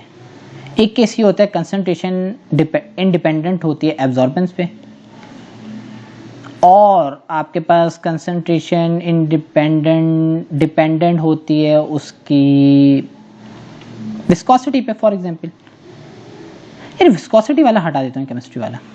इसके अंदर जो होता है ना डेंसिटी स्पेसिफिक ग्रेविटी जो हम निकालते हैं कंसंट्रेशन की, वो एक होता था हमारे पास एक्सपेरिमेंट, तो उसको मैं भी हटा के रखता हूँ क्योंकि वो बहुत ज़्यादा मुश्किल ना हो जाए, सही है। आप ये दो केसेस आप यूज़ करो, टाइम और कंसंट्रेशन होती है और कंसंट्रेशन और एब्जॉर्बेंस होती है। मोस्टली हमारे पास अगर किसी भी एनालिसिस या ग्राफ बनते हैं, फार्मास्यूटिकल्स की बात करेंगे तो ये दो होते हैं। टाइम जो है इंडिपेंडेंट है, कंसंट्रेशन डिपेंडेंट ऑन टाइम है। लेकिन अगर मैं एब्जॉर्बेंस के केस में बात करूँ, एब्जॉर्बेंस जो है डिपेंडेंट है और कंसंट्रेशन इंडिपेंडेंट है। ये दो बस याद रख लो, आपके तमाम ग्राफ हो जाएंगे फार्मास्यूटिकल्स के। केमिस्ट्री वो वाले को भी मैं मिक्स नहीं करता, उसको मैं थोड़ी देर के लिए अलग रखता हूँ। अब आपने ग्राफ में क्या सीखा? आपने एक चीज़ सीख ली, एक्स एक्सिस सीख लिया, आपने वाई एक्सिस सीख लिया। आपको ये पता चल गया एक्स एक्सिस पे मेरे पास मिसाल के तौर पे यहाँ पर जो आता है, क्या चीज़ आती है मैं इधर लिख दूँ, यहाँ पर आते हैं इंडिपेंडेंट। मैं वेरिएबल्स के नाम इसलिए नहीं लिख रहा कि आप कहोगे मैंने कंसंट्रेशन लिख दिया, टाइम वो समझ नहीं है। अब मैं लिखता हूँ वाई एक्सिस का। अब मैंने इसको लिखने के लिए मैं पेज तो नहीं पलट सकता, तो ये मेरी जो पैनल है ये तो नहीं, ये रोटेट करेगा 270 है ये, इसलिए इसमें पता नहीं है ऊपर सामने तो नहीं आएगा, तो इसलिए मैंने इसको रोटेट करके मैं इधर लिख देता हूँ। ये इधर क्या होता है, डिपेंडेंट। अब आप ग्राफ सीख रहे हो, डिपेंडेंट, सही है। एक चीज़ मिसिंग है, जो भी चीज़ आपके पास वेरिएबल है उसकी यूनिट्स भी होती है। मिसाल के तौर पे टाइम के केस में आपके पास होता है, टाइम हो सकता है मिनट में हो, सेकंड में हो, आवर्स में हो। कंसंट्रेशन हो सकता है परसेंटेज में हो, मिलीग्राम में हो और प्रोपोर्शन में हो। कंसंट्रेशन हो सकता है मिलीग्राम में हो, प्रोपोर्शन में हो। जो एब्जॉर्बेंस हो वो हो सकता है एंगस्ट्रॉम में हो, मोस्टली वो नैनोमीटर में हो, एनएम भी हम यूज़ करते हैं। नैनोमीटर और एंगस्ट्रॉम का मेरे को फ़र्क पता होता है। देखो, नैनोमीटर एक्सपोनेंशियल -9 होता है और वो एंगस्ट्रॉम होता है एक्सपोनेंशियल -10। ये रट्टा नहीं मारो, इसका चार्ट समझ लो। नैनो का जो मतलब होता है, ये रट्टे नहीं मारते। हाँ, वैसे करिए दो ही है तो रट्टा मार लो। एन से नैनो, एन से 9, ए से एंगस्ट्रॉम और ए से एक्सपोनेंशियल 10 तो नहीं आता, खैर सही। डिपेंडेंट हो गया, इंडिपेंडेंट हो गया। अब आपने इसके पास के साथ लिख दिया यूनिट। भैया ये बड़ी अच्छी चीज़ होती है, अगर आप यूनिट लिख देते हो ना आपका ग्राफ बहुत ही नफीस बन जाता है, साफ सुथरा यूनिट लिख दी, सही है। अब हमारे पास हो गया, हमने ग्राफ के एक्सेस को देख लिया। अब ग्राफ का हमारे पास टाइटल भी होगा, मिसाल के तौर पे कोई ना कोई टाइटल होता है ग्राफ का। मिसाल के तौर पे अगर ये डिपेंडेंट में ऐसा टाइम वर्सेस कंसंट्रेशन है तो मेरा जो टाइटल आ जाएगा टाइम वर्सेस कंसंट्रेशन। आपने ये क्या डाल दिया, टाइटल हो सकता है आप टॉप पेन पे डालो, और इसके नीचे आप लिखते हो सब्जेक्ट का नाम, सब्जेक्ट, या अगर किसी ड्रग की कैलकुलेट कर रहे हो तो कोशिश कर रहे हो कि उसका आप नाम लिखते हो। मिसाल के तौर पे आपका ड्रग है पैरासीटामोल, फॉर एग्जांपल पैरासीटामोल, पता नहीं दिख रहा है पैरासीटामोल या नहीं, लेकिन यहाँ पर ये पैरासीटामोल लिखा गया, ये दिख गया पैरासीटामोल। तो सब पैरासीटामोल का टाइम वर्सेस कंसंट्रेशन है। आप इसको सब्जेक्ट को हटा भी तो आप लिख दो पैरासीटामोल टाइम वर्सेस कंसंट्रेशन, सामने को समझ लें। अब हम बात करते हैं स्केल सेट करते हैं। देखो किसी ग्राफ के अंदर हमने एक्सिस तो हमने पकड़ लिया, एक्स एक्सिस होता है, वाई एक्सिस होता है। अब हम स्केल के ऊपर बात करते हैं, स्केल कैसे सेट होते हैं। स्केल क्या चीज़ होता है, स्केल बताता है, मिसाल के तौर पे जो ग्राफ मैंने बनाया था, जो मैंने इसमें कोशिश की थी, वो ये बताते हैं यार ये जो इसके हमारे पास ग्राफ के डिफरेंट बॉक्सेस हैं, इसका मैग्नीट्यूड क्या है, ये इसकी पावर क्या है, कितनी ये वैल्यूएबल्स हैं। तो हमारे पास दो किस्म के स्केल होंगे। जैसे हमारे पास एक्सिस दो हैं, हमारे पास स्केल की अगर मैं बात करूं तो हमारे पास एक होगा एक्स एक्सिस का स्केल और एक होगा वाई एक्सिस का। स्केल्स के अंदर दो ग्राफ के अंदर हमारे पास चीज़ें आती हैं। देखो स्केल के अंदर हमारे पास अगर मैं ये दिखा सकूं, आपके दो किस्म के ब्लॉक हैं। मैं इसको, एक हमारे पास होते हैं स्मॉल ब्लॉक 1 2 3 4 5 6 7 8 9 10, स्मॉल बॉक्सेस होते हैं। क्या होते हैं, स्मॉल बॉक्स होते हैं स्केल्स में। और एक हमारे पास होता है लार्ज बॉक्स होता है। अगर मैं लार्ज बॉक्स का रेड से दिखा रहा हूं, ये मेरे पास एक लार्ज बॉक्स है। अब स्केल के अंदर मैं दो बॉक्सेस के मैं मैग्नीट्यूड का मैं जिक्र करूंगा। मिसाल के तौर पे 1 लार्ज बॉक्स इक्वल्स टू, जो भी होगा मैं कैलकुलेट करके बताऊंगा, और 1 स्मॉल बॉक्स किसके होगा, वो 1/10 होगा लार्ज बॉक्स के। जो मिसाल के तौर पे एक लार्ज बॉक्स में 10 स्मॉल बॉक्स हैं, तो जो भी वैल्यू आएगी लार्ज बॉक्स की उसको मैं डिवाइड बाय 10 करूंगा, 1 2 3 4 5 6 7 8 9 10, तो वो मेरे पास 1 स्मॉल बॉक्स की वैल्यू हो जाएगी हमेशा ना। 1 small box is equals to value divided by 10, जो लार्ज बॉक्स की वैल्यू, किसकी, लार्ज बॉक्स की। सेम ये मेरा सीन जाएगा वाई एक्सिस में। वाई एक्सिस की अगर मैं बात करूं, वाई एक्सिस में भी यही होंगे, एक लार्ज बॉक्स ये रहा और स्मॉल, इसके अंदर 10 स्मॉल बॉक्स होते हैं, तो ये हो गया 1/10। यहाँ तक कोई चीज़ इशू नहीं हुई, सही है, आपको लार्ज बॉक्स का भी समझ आ गया। स्केल सेट कैसे करना है वो डिपेंड करता है डेटा की रेंज पे। रेंज किसे कहते हैं, रेंज कहते हैं डेटा की आपका वैल्यूज़ कहाँ से लेकर कहाँ तक है, उसकी वैल्यूज़ कहाँ से लेकर कहाँ तक। मिसाल के तौर पे आपका डेटा आता है कंसंट्रेशन में सी आता है, सही, वर्सेस एब्जॉर्बेंस। कंसंट्रेशन आती है 0.1, 0.05, 0.025, 0.0125। एब्जॉर्बेंस आती है 1.9, इसकी आती है 1.10, इसकी आती है 0.59, 58 समझ लो, इसकी आती है 0.25। रेंज कैसे, इसकी मैक्सिमम वैल्यू कितनी है 0.1 और मिनिमम कितनी है 0.125। तो मैं 0 से लेकर 0.1 से थोड़ा सा ज़्यादा जाऊंगा, मैं कोशिश करूंगा 0.1 से थोड़ा सा ऊपर चले जाऊँ। मैं 0.1 भी रख सकता हूँ, तो मैं 0.1 भी रख लेता हूँ, कोई इशू नहीं। इसकी रेंज कितनी है 0 से लेके 1.9, तो मैं 1.9 को कोशिश करता हूँ मैं 2 तक कर लूँ डेटा की रेंज, चाहिए। इसकी मैं 0.1 भी रख सकता हूँ, मैं इसकी 0.12 भी रख सकता हूँ। मैं फॉर एग्जांपल मैं 0.1 रखता हूँ, आपको मैं वो भी रखने का बताऊँ। लेकिन मैं जब हम ग्राफ को प्लॉट करते हैं तो मैं चाहता हूँ यार ऐसा ना हो कि मेरा जो लास्ट बॉक्स हो ना, साला वो 0.1 यहाँ दिख रहा हूँ ग्राफ से बाहर, तो मज़ा नहीं आता। लेकिन अगर आप 0.1 रखते हो तो मैं बताऊँगा इसको ग्राफ के अंदर कैसे लाएंगे। तो आप जो बॉक्सेस हैं वो कम यूज़ कर लो, ग्राफ को छोटा बना लो लेकिन साफ बना लो। ग्राफ ऐसा हो कि देखने वाले को मज़ा आ जाए, ऐसा ग्राफ पेपर होना चाहिए। मिसाल के तौर पे आपके पास है 0.1, इसको लेके चलते हैं। आपके पास y एक्सिस की है 0.1। अब आप मुझे बताओ आप कैसी आ गई वैल्यू। अब आप देखो आपके पास इधर ग्राफ भी अंदर स्मॉल बॉक्सेस, एक बॉक्स है, दो बॉक्स हैं, तीन, ये देख रहे हो ना, मेरे पास तो बहुत ज़्यादा क्लियर आ रहे हैं, 4 5 6 7 बॉक्सेस हैं। एक बात याद रखो, कोशिश करो लास्ट के बॉक्स को ना यूज़ करो, कोशिश करो फर्स्ट के बॉक्स को ना यूज़ करो। इख्तलाफात लोग रखेंगे, इख्तलाफ राय रखते हैं। मैं ये कहता हूँ आप कोशिश करो एक बॉक्स यहाँ से छोड़ो, मार्जिन का एक बॉक्स यहाँ से छोड़ो, आपके पास ये जो बॉक्स हैं इसको यूज़ करो। इसको मैं हाईलाइट कर देता हूँ, ये बॉक्सेस यूज़ करो, इतना एरिया। क्यों मैंने इसको हाईलाइट इसलिए किया है, आपका जो डेटा जब आप प्लॉट करोगे तो आपको जो डेटा होगा बहुत साफ नफीस दिखेगा। मार्जिन क्या मेरे पास फ़ायदा क्या होगा, जब मैं एक बॉक्स इसको नीचे से यहाँ से छोड़ता हूँ तो मेरे पास डिफरेंट जो मैं कोऑर्डिनेट्स ड्रॉ करूँगा, मिसाल के तौर पे यहाँ पर लिखूँगा मैं कोई भी वैल्यू होंगी ना, तो मेरे को पेपर के बाहर नहीं लिखनी पड़ेंगी। ऐसा नहीं होगा कि पेपर के साथ वो फोल्ड हो जाए, ग्राफ मिट जाए। तो मेरा जो टारगेट था वो ये बना कि मैंने कहा यार आप इसको एक लाइन यहाँ से छोड़ो, ये वाली एक लाइन छोड़ो, ये वाली लाइन छोड़ो। अब आपके पास यहाँ पर कितने बॉक्स आते हैं, मिसाल के तौर पे यहाँ पर आप देखते हो यार आपके पास बॉक्स हैं, एक बॉक्स का ये है, 2 3 4 5, आपके पास 5 बॉक्स है, आप 5 बॉक्स यूज़ करो। फार्मूला कैसे करना है, आपके पास जो रेंज वैल्यू है रेंज की 0.1 डिवाइड कर दो नंबर ऑफ बॉक्सेस जो आप यूज़ करना चाहते हो, यू वांट। मैं चाहता हूं यार मैं 5 बॉक्सेस यूज़ करूं,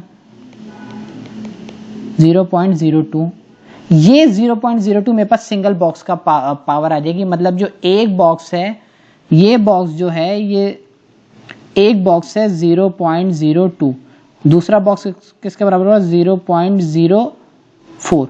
मेरे पास ये 0.2 के ऊपर 0.2 ऐड करो, 0.06, 0.08, 0.10, ये हो गया आपका एक्स एक्सिस का डेटा सेट। सही है। एक और तरीके से भी हम इसको कर सकते हैं। हमारे पास ये आपने डेटा को सेट कर लिया, आपके पास स्टार्टिंग किससे हुआ 0 से, 0.02, 0.04, 0.06, 0.08, 0.10। वाई एक्सिस को देखते हैं। वाई एक्सिस में हमारे पास क्या है, सेम वही फॉर्म फंड है, जो वैल्यू हो उसको डिवाइड कर दो जितने बॉक्सेस यूज़ करना चाहते हो। मिसाल के तौर पे आप चाहते हो मैं वाई एक्सिस में 5 ही यूज़ करूँ, चलो 5 का तो पता चलेगा, उस वैल्यू को डिवाइड कर दोगे। आपने इसकी मैक्सिमम वैल्यू कितनी थी 1.9 थी, मैंने कहा 2 ले लो सेफ साइड, ताकि डेटा से आप 1.9 भी ले लो तो बात वही है, लेकिन आप 2 ले लो। आज मिसाल के तौर पर इसको 2 ले लिया। कोशिश करो होल नंबर में रहो, डेसिमल नंबर से जितना बचोगे उतना परफेक्शन आएगी ग्राफ में। 2 ले लो। आप बक्से कितने यूज़ करने चाहते हो 5, तो आपका एक बक्से का मैग्नीट्यूड कितना हो गया 0.4 का। मैं इसको समझाता हूँ कैसे। आपने 5 बक्से कौन से लिए, आप में हाईलाइटर का फंक्शन है, आपने ये ले लिया यार 1 2 3 पता नहीं हाईलाइटिंग 4 5 हो गए, सही है। फॉर एग्जांपल ये आपके थोड़ा सा बजट बढ़ गया इसका, इसलिए हाईलाइटर सही काम नहीं कर रहा। खैर ये इसकी ये मैं इसकी टच सेंसिटिविटी पर पता नहीं कहाँ से सेट करते हैं। खैर 5 ले लो। मिसाल के तौर पे ये आपका फर्स्ट बॉक्स है, ये सेकंड बॉक्स है, ये थर्ड बॉक्स है, ये फोर्थ बॉक्स है। अच्छा आपको पता नहीं दिख रहा हो या नहीं, मेरे पास तो बहुत ज़्यादा विजिबल है, ये फिफ्थ बॉक्स है। अगर अब देखो, अब आपको ये पता चल रहा होगा यार ये यहाँ से लेकर यहाँ तक एक लार्ज बॉक्स है। इसलिए मैंने कहा है कि एक फिजिकल ग्राफ पेपर अपने सामने रखो, 2 large box, 3 large box, 4 large box, 5 large box. सही है, ये 5 लार्ज बॉक्स, ये मैंने इसको जूम करके भी दिखा दिया, इस तरीके से दिखते हैं। अब आपका जो एक लार्ज बॉक्स है उसकी वैल्यू मैंने भी निकाली है, पीछे जाके मैंने देखा यार 0.4 आ गई। मैं डालूंगा ये 0 से, ये 0 हो गया, 0.4, 0.8, 1.2, 1.6, 2.0, ये हो गया मेरे पास स्केल सेट। स्केल भी सेट हो गया। अब मैं यहाँ पर लिख सकता हूँ स्केल में, या मैं यहाँ लिखता हूँ ताकि विजिबल हो, 1 लार्ज बॉक्स इक्वल्स टू 0.02, किस में, एक्स एक्सिस में। 1 लार्ज बॉक्स इक्वल्स टू 0.4 किस में, y एक्सिस में। आपने स्केल सेट कर लिया। अब मैं पूछता हूँ मिसाल के तौर पे स्मॉल बॉक्स का क्या होगा, तो उसको डिवाइड बाय कर दोगे 10 से, इसको डिवाइड बाय कर दोगे 10 से, क्योंकि वो 1/10 का है। सही है। अब आपके पास एक चीज़ क्लियर होगी, आपने लार्ज बॉक्स का निकाल लिया तो लार्ज बॉक्स से आप स्मॉल का निकाल लोगे। मिसाल के तौर पे आप स्मॉल का मैं कैलकुलेशन बताता हूँ, स्मॉल बॉक्स किसके बराबर होगा। आपके पास लार्ज बॉक्स है 0.4 के, अगर मैं इसको डिवाइड बाय 10 करता हूँ 0.04, यानी कि 0.04 का 1 स्मॉल बॉक्स आ गया। मैं कहता हूँ हमेशा 0.0 स्मॉल बॉक्स का निकालो। सही है। अब स्मॉल बॉक्स का निकालने के बाद आपका फ़ायदा क्या है, जब आप इसको प्लॉट करोगे तो एक फार्मूला लगता है, बहुत आसान फार्मूला है ये। फार्मूला कैलकुलेटर के आपने जो भी वैल्यू है जिसको प्लॉट करना है, वैल्यू प्लॉट करना है, उसको डिवाइड कर दो स्मॉल बॉक्स के मैग्नीट्यूड या जो उसकी वैल्यू से। सही है। मैग्नीट्यूड, एटीट्यूड नहीं, मैग्नीट्यूड। मिसाल के तौर पे आपके पास अगर मैं y एक्सिस की बता रहा हूँ, y एक्सिस का मेरे पास स्मॉल बॉक्स का मैग्नीट्यूड 0.04 है। मैं y एक्सिस पे अगर वैल्यू प्लॉट करना चाहता हूँ तो y एक्सिस पे मैं वैल्यू प्लॉट करना चाहता हूँ, मेरे पास डेटा कहाँ गया। y एक्सिस पे मेरे पास ये डेटा है 1.9, फॉर एग्जाम्पल 1.9 प्लॉट करना चाहता हूँ 1.9, तो मेरे पास कौन सा बक्से पे जाके मुझे पॉइंट लगाना पड़ेगा। तो मैं जब इसको डिवाइड करूँगा किससे, मैंने जो वैल्यू प्लॉट करनी है, मैं बता दूं, जो मैंने वैल्यू प्लॉट करनी है उसको मैं डिवाइड करूंगा स्मॉल बॉक्स के मैग्नीट्यूड से। 1.9 डिवाइडेड बाय 0.04 अप्रॉक्सीमेट टू 47, नहीं 47 से के बाद कुछ डेसिमल होगा, मैं कैलकुलेटर यूज़ कर लूँ, 47.5। तो 47.5 स्मॉल बॉक्स पे जाके अपने पॉइंट लगाने। 47 स्मॉल बॉक्स अगर आप काउंट करो, आपको 47 काउंट कैसे करोगे, ये कहाँ भाग जाता है।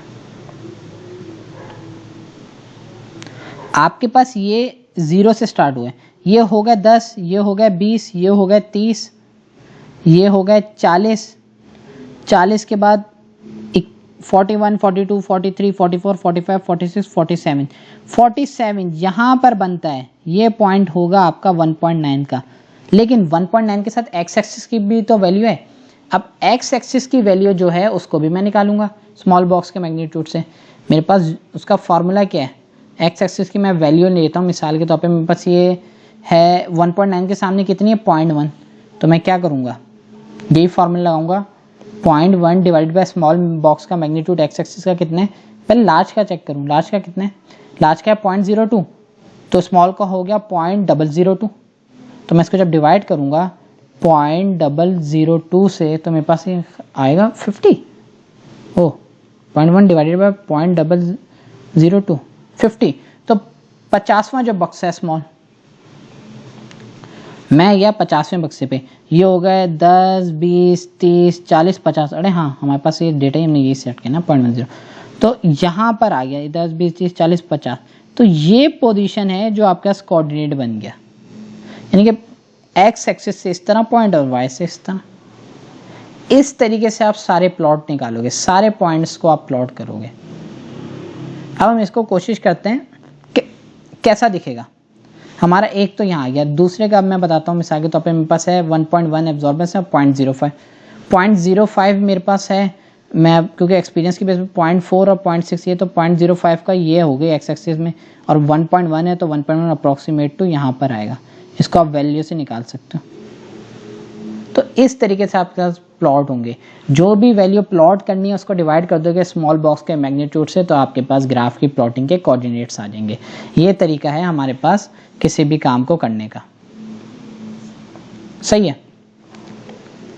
अब आपने प्लॉट निकाल लिए। जब आप प्लॉट कर लोगे तो आप प्लॉट करने के बाद इसके अंदर फिर आप क्या होगा, इसकी लाइंस को आप ज्वाइन कर दोगे, तो आपके पास ये आपको एक फंक्शन बता देगा कि इसका ये है प्लॉटिंग का। तो इसमें हमने क्या देखा, हमने देखा कि हम किस तरह से हम स्केल सेट करते हैं। स्केल के बाद हमने एक्सेस को देखा, हमने प्लॉटिंग किस तरह करते हैं पॉइंट्स। हमारे पास एक चीज़ है स्लोप निकालते हैं। स्लोप कैसे निकलता है, y2 - y1 x2 - x1। कोई सी भी x y की 2 वैल्यू ले लो और x की ले लो। मैं तो कहता हूँ आप क्यों लाइन के बीच में से 2 वैल्यू लेते हो। सिंपल सा आसान का तरीका, अगर आप यही इसको एज्यूम कर लो y2, इसको कर लो x की कर लो, ये कर लो y1 और इसको कर लो, या फिर कोशिश करो कि उसके बीच में कम से कम 2 से 3 कोऑर्डिनेट्स आए डेटा के, तो ऐसी वैल्यू लो आप। या इसको ले लो y1, तो y1 इसको ले लो, y2 ले लो, इसके सामने वाली फिर आप x के कोऑर्डिनेट लेके आप इसके स्लोप को निकाल सकते हो। स्लोप आप निकाल लोगे। इंटरसेप्ट क्या होता है? अच्छा, एक चीज़ समझने की ज़रूरत है। स्लोप तो आपके पास कैलकुलेट होते हैं, इंटरसेप्ट आपके पास ओरिजिन पे जो मिसाल के तौर पर जो लाइन जब मैं एक्सटेंड करता हूँ तो वाई एक्सिस पे जहाँ पे टच मारती है वो होती है इंटरसेप्ट। बेसिकली हमारे पास आमतौर पे इंटरसेप्ट ये कि इनिशियल जो ओरिजिन होता है जहाँ पे हमारे पास डेटा की स्टार्टिंग है। सही, तो ये हमारे पास था कि किसी को हम ग्राफ को सेम, अगर मैं इसके अंदर बात करूँ सेमी लॉग की, सेमी लॉग के अंदर भी मेरे पास देखो यहाँ पर पता है क्या होता है, यहाँ पर मेरे पास सिंपल वही है एक्स एक्सिस वाला सीन है और वो वाई एक्सिस होगा, लेकिन इसमें फ़र्क क्या है? सेमी लॉग पे ये तो हमारे पास सिंपल लीनियर बॉक्सेस हैं, लेकिन इसके जो हमारे पास जो ये वाई एक्सिस है ये टाइम के साथ साथ छोटा होता है। इसके जो बेसिक बॉक्स हैं ये तो देखो ये तो हमारे पास बड़े हैं, लेकिन जैसे जैसे हम ऊपर जाते हैं तो ये छोटे होते रहते हैं। इसकी रीज़न क्या है? देखो एक चीज़ याद रखो, सेमी लॉग यूज़ कब होगा? जब कभी भी आपके पास जो डेटा है उसकी रेंज ज़्यादा है, एक्सपोनेंशियल है। मिसाल के तौर पे आपका डेटा की रेंज 0.1 से लेकर 100 तक है, 1 से लेकर 1000 तक है, 10 से लेकर 10,000 तक है। फॉर एग्जांपल मैंने कह दिया, जब आपके पास डेटा की रेंज ज़्यादा होती है तो आप कोशिश करते हो कि उसको सेमी लॉग में प्लॉट करो। सेमी लॉग का स्केल कैसे सेट होता है? ये तो हमारा जो वाई एक्सिस है, जो एक्स एक्सिस है, सॉरी, ये तो हमारे पास 0 से स्टार्ट होगा। जो भी मेरे पास डेटा की एक्स एक्सिस की वैल्यू है वो मेरी यहाँ पर आ जाएगी। जो वाई एक्सिस है उसकी रेंज याद रख लो, ये 0 से स्टार्ट नहीं होगा, ये डिपेंड करेगा कि आपके पास डेटा की रेंज। मिसाल के तौर पर अगर आपकी डेटा की रेंज है, फॉर एग्जांपल मैं कहता हूँ आपका डेटा है 0.13 है, तो आप 0.13 की जगह आप 0.1 से स्टार्ट कर लो। 0 नहीं होता लॉग में, ये जो वाई एक्सिस है, और 0.13 से ये जाता है 170 तक, फॉर एग्जांपल 170 तक। तो आप इसको क्या करोगे? 0.1, 1, 10, इस तरीके से आपके पास डेटा सेट होगा। 0.1 से स्टार्ट करोगे 10 और ये यहाँ पे जाके 100 है, तो इसमें हमारे पास जो डेटा का जो ग्राफ यूज़ होगा वो हमारे पास 4 लॉग साइकिल वाला यूज़ होगा। तो इस तरीके से होगा आपके पास हर एक जो क्यूब है वो एक्सपोनेंशियल का डिफरेंस है, 10 की पावर 1, या जिसको हम कहते हैं 10 फोल्ड, 10 गुना ज़्यादा है। आपने इस तरीके से सेट करना है। अगर मैं इसके एग्जांपल देता हूँ, मैं कोशिश करता हूँ कि इसको समझाना ज़रूरी है क्योंकि हमारे पास ये यूज़ होता है काफ़ी। आपके पास मिसाल के तौर पे ये जो हैं ये तो हमारे पास लीनियर ऐसे ही रहते हैं, सही है। इसमें कोई जैसे हमारा एक्स एक्सिस का सेट होता था वहाँ पे वहीं पे होगा। वाई एक्सिस के अंदर सिर्फ फ़र्क क्या है, हमारे पास इसके जो बॉक्सेस हैं वो थोड़े टाइम के साथ साथ श्रिंक होते हैं और फिर ये वापस 0 हो जाते हैं। तो ये साइकिल होते हैं, इसको हम कहते हैं लॉग साइकिल, 3 साइकिल, 4 साइकिल। ये डिपेंड करता है आपका डेटा। फॉर एग्जांपल आपके पास एक डेटा आता है जो 0.7 से लेकर जाता है 93 पे, 93% तक, सही है। अब आपके पास ये साइकिल है ब्लॉक के अंदर, क्योंकि डेटा अगर आप चाहते हो कि प्रिसाइसली प्लॉट करो तो आप क्या करोगे? इसको आप करो 0.1, 0.7 की जगह आप किसको ले लो? 0.1। इसमें याद रखो 1 का फैक्टर आएगा, 1 आएगा, 10 आएगा, 100 आएगा, 1000 आएगा। अगर वो छोटा है तो 0.1 आएगा, 0.001 आएगा, 0.0001 आएगा। तो लॉग के अंदर ये स्टार्टिंग पॉइंट होता है। 0.1 का जो हमारे पास उसको 10 से मल्टीप्लाई करेंगे तो 1 आ जाएगा, 1 को 10 से मल्टीप्लाई करेंगे तो 10 आ जाएगा और ये हो जाएगा 100। इस तरीके से हमारे पास प्लॉट सेट हुए। मतलब ये हमारे पास अब डेटा हो गया, इसका स्केल। इसके अंदर हमारे पास 3 स्केल बन गए, यानी कि 0.1 बन गया, 1 बन गया, 10 बन गया, 100 बन गया। इसलिए हमारे पास जो एक्सपोनेंशियल डेटा होते हैं उसको हम लॉग में बनाते हैं। बेसिकली सिर्फ इसका आपने स्केल सेट करना है। इसी तरीके से आप सेट करते हैं 0.1 से लेकर 1 तक की रेंज। अब जो पॉइंट आपके पास 0.7 है मिसाल के तौर पे, वो यहाँ कहीं आएगा 0.7 पे, इसका ये एक ब्लॉक उसी के बराबर होगा। अच्छा, इसमें एक चीज़ कभी भी लोग गलती करते हैं, कहते हैं यार ये ब्लॉक छोटे तो इसका मैग्नीट्यूड चेंज होगा। नहीं भाई, ऐसा नहीं होता। खुदा के बंदो, ऐसा नहीं हरकत करना। आपको जो डिवीजन दी गई है ना, मिसाल के तौर पे 0.1 है तो ये हो गया 0.2, 0.3, 0.4, ये हो गया 0.5, 0.6, 0.7, 0.8, 0.9 और ये ऊपर वाली लाइन 1 है। इस तरीके से चलना है। इसमें अगर इसका साइज छोटा है, आप नहीं उसको भाई खुद ठीक करने बैठो, खुदा के बंदो, ये ऐसे ही रहेगा। ये चीज़ याद रख लो, सही है। इसमें अपनी वो जहानत नहीं लगाना है, स्केल सेट करते सिर्फ डेटा की रेंज के हिसाब से स्केल सेट कर देना, बस ये चीज़ है। इसमें और कोई फ़र्क नहीं है। स्लोप स्केल वगैरह सब कुछ यही होगा। 1 लार्ज बॉक्स बराबर होता है इसके अंदर भी देखो आपके पास एक लार्ज बॉक्स होता है, देखो इसके अंदर, लेकिन जो एक लार्ज बॉक्स है उसके अंदर 5 स्मॉल बॉक्सेस हैं, 1 2 3 4 5। तो 1 लार्ज बॉक्स के अंदर 5 स्मॉल बॉक्सेस हैं, तो जो लार्ज बॉक्स का मैग्नीट्यूड होगा उसको डिवाइड बाय 5 करेंगे तो हमारे पास किसका आ जाएगा, स्मॉल बॉक्स का। ख़त्म हो गई बात। इस तरीके से आप इस चीज़ को प्लॉट कर लेते हो, बिल्कुल आसान तरीका है। इसमें कभी भी ये टेंशन नहीं लो कि यार इसका सेट अलग होता है। ग्राफ को प्लॉट करो, जो भी आपके पास ग्राफ की वैल्यू इसको आप सिंपल लीनियरली प्लॉट करके आपके पास के इक्वेशन हो जाएगी। स्लोप भी ऐसे चेक होगा, y2 - y1 x2 - x1, आपका स्लोप आ जाएगा। लीनियरिटी का फंक्शन आप कैलकुलेटर से कैलकुलेट करो, सिंपल इंटरसेप्ट x की वैल्यू। अब क्या चीज़ होती है, जो चीज़ मैं बताना चाह रहा हूँ वो होता है कैलिब्रेशन कर्व। कैलिब्रेशन कर्व किसे कहते हैं? मिसाल के तौर पे मैं बताना क्यों ज़रूरी है। कैलिब्रेशन कर्व या स्टैंडर्ड कर्व, मिसाल के तौर पे आप एक डेटा इमेजनरी से क्रिएट करते हो। मैंने यार ये डेटा बनाया और मैं ये बक्सेस यूज़ कर रहा हूँ। मेरा डेटा की रेंज है 0 1 2 3 4 5 6 और ये इसकी रेंज है 10 20 30 40 50। मेरे पास ये मिसाल के तौर पे टाइम है मतलब ये घंटों में टाइम दिया हुआ है, 1 घंटा 2 घंटा 3 घंटा 4 घंटा 5 घंटा 6 घंटा।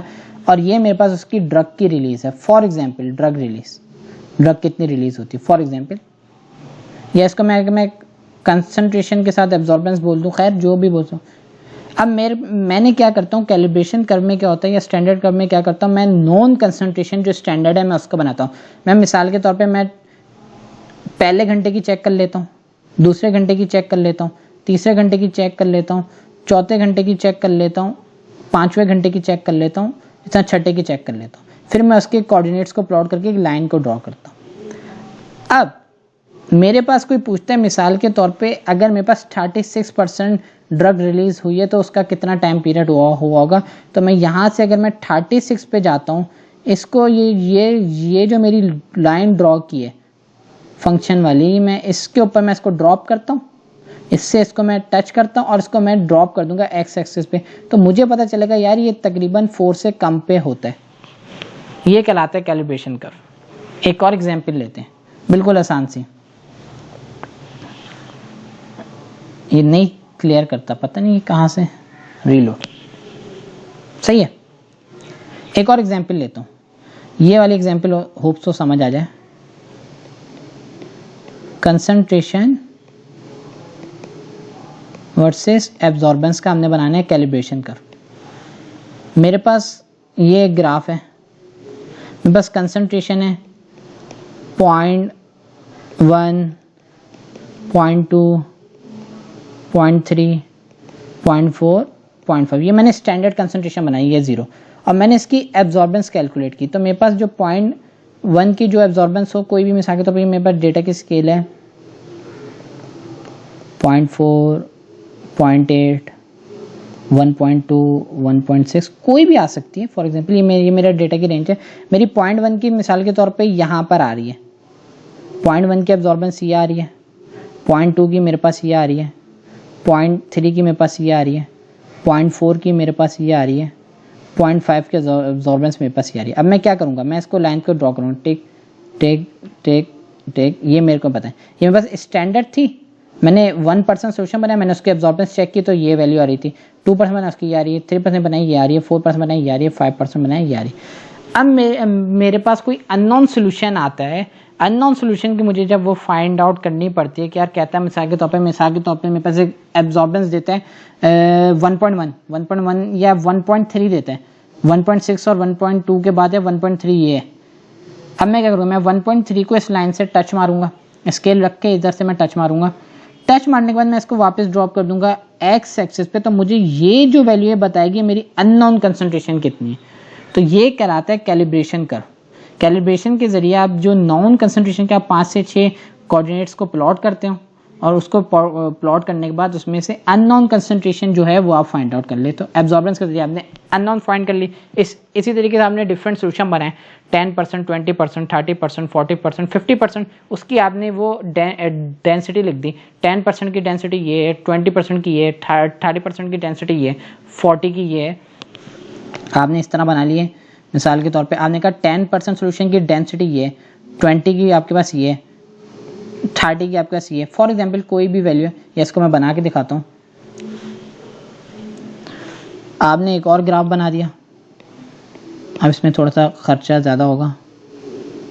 ये आपने एक बना दिया 10%, एक बना दिया 20%, एक बना दिया 30%, एक बना दिया 40%, एक बना दिया 50%। उसकी डेंसिटी हो गई 1.1, एक की हो गई 1.2, एक की हो गई 1.3, एक की हो गई 1.4। फॉर एग्जांपल ये 10% वाले की आ गई, ये 20 की आ गई, ये 30 की आ गई, वो 40 की आ गई फॉर एग्जाम्पल। अब आपके पास कोई कहता है मेरे पास आइए 1.27 डेंसिटी, 1.2 और 1.3 के दरमियान 1.27 ये है। तो आप क्या करोगे, मिसाल के तौर पर ये जो पॉइंट्स हैं, ये पॉइंट्स है ना, इस पॉइंट को सबसे पहले आप ड्रॉ करोगे, कोशिश करोगे मैक्सिमम स्ट्रेट लाइन से ड्रॉ करो। फिर आपकी जब 1.2 है उसको उस लाइन पे ड्रॉप करके आप गिरा दोगे एक्स एक्सिस पे जो 28% आ रहे, तो उस केस में उस ड्रग की जो डेंसिटी है वो 28% है, मतलब वो 28% सोल्यूशन है, उसकी डेंसिटी है। तो कैलिब्रेशन कर्व क्या होता है कि हमारे पास अननोन कंसंट्रेशन को हम फाइंड आउट करते हैं। इसको हम कैलकुलेटर के फॉर्म में भी हम कर सकते हैं। वन वेरिएबल कैलकुलेशन होती है, मैं इसको इंशाल्लाह कैलकुलेटर के फॉर्म में भी अपलोड कर दूंगा कि किस तरीके से हमारे पास कैलकुलेशन के फॉर्म में निकलता है। हमारे पास एक मैं बता दूं, y इज इक्वल्स टू, एक इक्वेशन होती है y is equals to mx plus b, या y is equals to bx plus c, या bx प्लस ए। जो x वेरिएबल के साथ है उसको हम स्लोप कहते हैं, और जो a होता है या b होता है ये हमारे पास इंटरसेप्ट होता है। स्लोप क्या होता है, इसका जो रेट है, और इंटरसेप्ट हमारे पास ओरिजिन पॉइंट को कहते हैं जहाँ से स्टार्ट हुआ। ये तो हो गया। अब आपको मैं बताता हूँ कि यार ये ग्राफ पेपर मिसाल के तौर पे अब मैं इसमें कैसे करूँगा एक्सेल में। अब एक सवाल तो है ना कि एक्सेल में कैसे होते हैं। मिसाल के तौर पे एक्सेल के अंदर ग्राफ पेपर कैसे होते हैं, कैलिब्रेशन कर्व देख लिया। एक्सेल के अंदर कैसे होते हैं, आपके पास एक्सेल का कोई भी आप बना लो। मिसाल के तौर पे आपने बना लिया कंसंट्रेशन वर्सेस आप बना लो एब्जॉर्बेंस, सही है। आपके पास कंसंट्रेशन की वैल्यू मैंने रख दी 0.1, 0.05, 0.025, फॉर एग्जाम्पल 0.125 अच्छा टर्म है, 0.0062, सही है। कंसंट्रेशन जैसे जैसे हमारे कंसंट्रेशन बढ़ेगी एब्जॉर्बेंस की वैल्यू बढ़ेगी। तो हमें पास समझ लो इसकी थी 0.2, इसकी हो गई 0.4, और इसकी मेरे पास है फॉर एग्जांपल आ गई 0.7। मैं थोड़ा सा डेटा चेंज करता हूँ, इसकी आ गई 1.1 और इसकी मेरे पास आ गई 1.9। ये मेरे पास एक डेटा आ गया। मैं क्या करूँगा, मैं सिंपल इस डेटा को सिलेक्ट करूँगा। सिलेक्ट करने का तरीका है कंट्रोल शिफ्ट टक, ये मैंने कर लिया इसको सिलेक्ट। अब मैं जाऊँगा सीधा, ये अगर शो हो रहा हो तो मैं इंसर्ट में जाऊँगा। इंसर्ट के अंदर रेकमेंडेड चार्ट के अंदर वो खुद ही उसको मशीन लर्निंग की बेसिस पे आपको दे देगा। नहीं तो आप सिंपल आप रेकमेंडेड चार्ट में जाएंगे तो आपको लाइन चार्ट इसके अंदर, क्योंकि जब भी दो वेरिएबल को कंपेयर कर रहे हैं लाइन चार्ट दे रहे हैं। नहीं तो आप ऑल चार्ट्स में जाके एक्स वाई स्कैटर्स ग्राफ कहते हैं, इसके अंदर आप सेलेक्ट कर सकते हैं। डिफरेंट चार्ट्स हैं। ये आपका चार्ट हो गया एब्जॉर्बेंस वर्सेस कंसंट्रेशन का, ये आपके पास हो गया। ये आपका चार्ट आ गया, आपने ओके कर दिया, सही। अभी इसने स्केल भी सेट कर दिया कि आपका जो स्केल है 0.1 तक ये वैल्यू है। आप इसके अंदर डिफरेंट आप इक्वेशन निकाल सकते हैं। एब्जॉर्बेंस हो गई, ये हो गई। अब इसके अंदर इसकी ट्रेंड लाइन निकालते हैं। ट्रेंड लाइन इसका क्या बताता है, लीनियरिटी इंडेक्स। आप सिंपल जाएंगे मोर ऑप्शन में जाके आप इसकी आर स्क्वायर की वैल्यू या लीनियरिटी बता देंगे, डिस्प्ले आर स्क्वायर। तो ये आगे 0.9903 समहाउ ये परफेक्शन की तरफ है। अब आप इसका वो चेक करना चाहते हैं कि इसकी इक्वेशन क्या है, तो इसका जो स्लोप आया है वो 17.566 है। एक्स वेरिएबल आपके पास वो आ गया, और आपके पास जो इसका इंटरसेप्ट है जो आपके पास आ रहा है 0.1796। इसको मैं हटाता हूँ, क्यों नहीं जूम करता, ये आ गया। तो ये इस तरीके से आपके पास इसके अंदर अगर मैं बताऊं, ये आपके पास आ गया इसका इंटरसेप्ट, ये आपके पास आ गया स्लोप, और ये आप उसके अंदर x की वैल्यू रखेंगे तो y। अगर आपको कोई y की वो वैल्यू देता है, फॉर एग्जांपल एब्जॉर्बेंस देता है, और आपको कहता है मुझे बताओ x की वैल्यू कितनी है, तो स्टैट्स की फॉर्म में आप कैसे निकालोगे? आप y को मिसाल के तौर पर आपका क्या है, y इज इक्वल्स टू 17.566, ये क्या हो गया स्लोप, ये स्लोप है, इनटू x प्लस 0.1795। देखो y यहाँ पर ये 0.1795 क्या है, इंटरसेप्ट। अब क्या करोगे, ये प्लस का वहां जाके y minus intercept divided by slope कर दोगे, तो आपके पास क्या आ जाएगी, x की वैल्यू। फॉर एग्जांपल मैं चाहता हूँ आपको मैनुअल कैलकुलेटर, देखो एक्सेल तो बिल्कुल रैपिड आपका 20 से 25 सेकंड में काम कर देगा, लेकिन मैनुअली भी बताओ। अब आपको मैं कहता हूँ मिसाल के तौर पे जो एब्जॉर्बेंस है ना, मेरे पास वो एक एब्जॉर्बेंस है 1.5 है, मैं उसकी एक्स वैल्यू कैलकुलेट कर देता हूँ। 1.5 माइनस इंटरसेप्ट कितना है, इंटरसेप्ट मेरे पास है 0.1795 डिवाइड कर दूंगा स्लोप से 17.56। तो वो जो मैं लाइन को ड्रॉप करता हूँ तो मुझे मैथमेटिकली ये बता देगा, मैं 1.5 को माइनस करता हूँ 0.1795, जिससे आंसर आता है 1.32, और उसको मैं डिवाइड करूँगा 17.566, तो मेरे पास जो कंसंट्रेशन आती है 0.07, मतलब 0.07 यहाँ पर कंसंट्रेशन आ रही है। तो अगर मैं देखूँ जो मेरा 1.5 है, मैं उसको जब मैं लाइन में ड्रॉ करता हूँ तो ये ठीक इसी जगह पे आती है। तो ये मेरे पास मैनुअल मेथड में भी मैं कोशिश कर सकता हूँ, लेकिन मैनुअल मेथड इतना प्रिसाइज नहीं होता, तो मैं उसको प्रिसाइज बनाने के लिए अगर मैं स्टैट्स अप्लाई करता हूँ, सिंपल ये आर स्क्वायर का फंक्शन होता है या रिग्रेशन कैलकुलेटर है, मैं इसके जरिए भी मैं इसको निकाल सकता हूँ। आप कैलकुलेटर के अंदर भी रिग्रेशन फंक्शन को कैलकुलेट कर सकते हैं, बहुत सिंपल होता है। मिसाल के तौर पर अगर मेरे पास कोई साइंटिफिक कैलकुलेटर हुआ,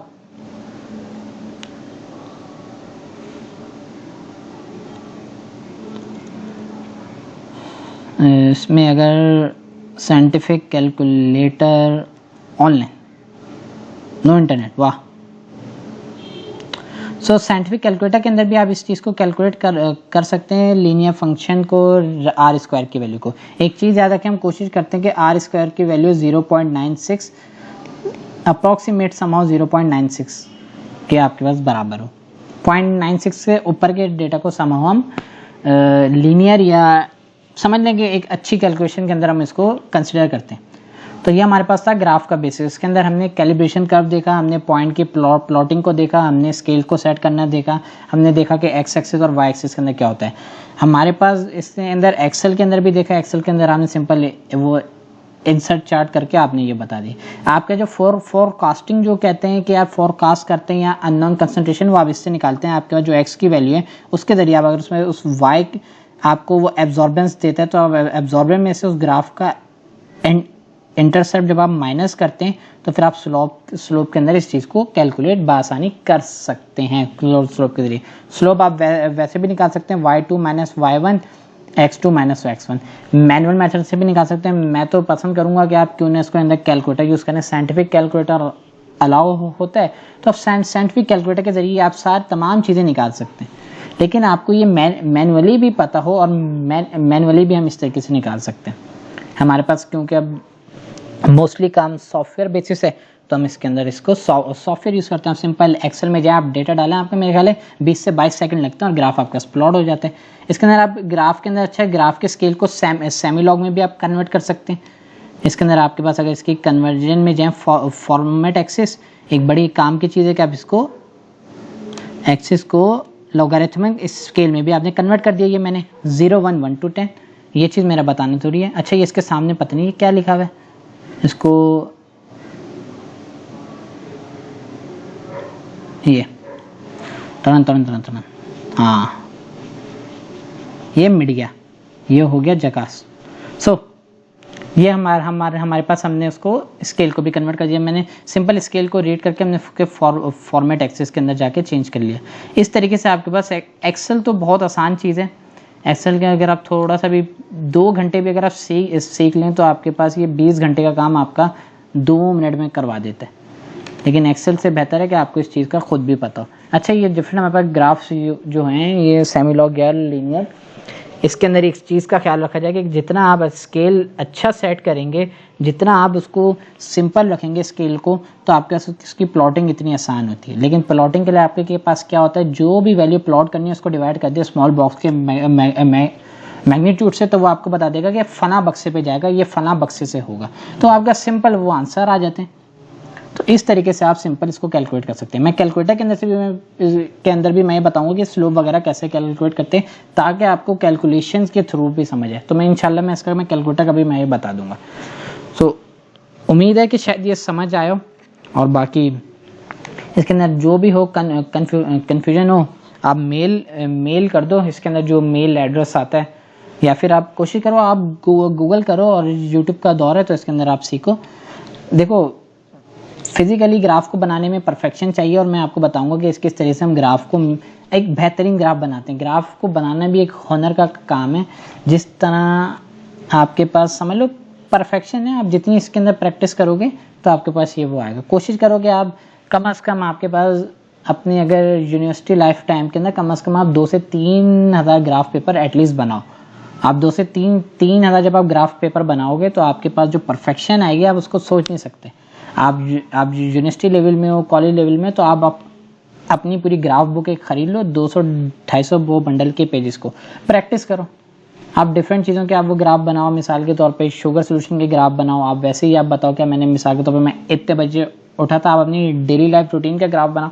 आप जितने ज़्यादा आप ग्राफ बनाओगे आपको उसकी प्रैक्टिस होगी। ग्राफ बनाने से आपके पास क्या होता है, स्केमेटिक जो आप ये विजुअलाइजेशन आप दे रहे होते हैं इन टर्म ऑफ स्कीम्स, या in term of visualization, in term of graphics के दौर में आपके लिए काफ़ी आसान होता है। ग्राफ पैड भी हमारे पास होता है। हमारे पास डिफरेंट कैलकुलेटर आते हैं जिसके अंदर हमारे पास ग्राफिंग के होते हैं, ग्राफिक्स के। तो ये इंजीनियरिंग वाले आमतौर पर इसके अंदर ज़्यादा स्ट्रॉन्ग होते हैं। और ख़ासतौर पर मैं बात करूँ, हमारे पास जो आर्किटेक्चर की फील्ड है उनकी तो आपको डायग्राम और ग्राफिंग का तो पता है। वो तो पेंसिल से पकड़ के ऐसा ग्राफ बना वो बना लेते हैं कि हमारा तो ये इस स्केल वगैरह हमारे इस पर फेल कर जाते हैं। खैर, ये सारी बातों की एक बात यही है कि प्रैक्टिस करो और समझ आ जाएगा। Hope so. जज़ाकल्लाह।